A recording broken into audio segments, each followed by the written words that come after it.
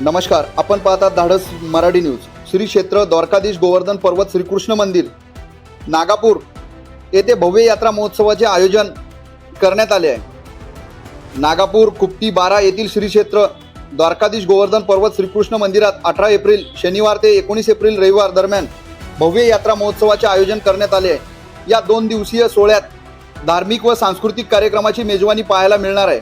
18 April रोजी यात्रेची सुरुवात पारंपरिक व भक्तिमय वातावरणात पालखी सोहळ्याने होणार असून गावात उत्सवाचे वातावरण निर्माण होणार आहे।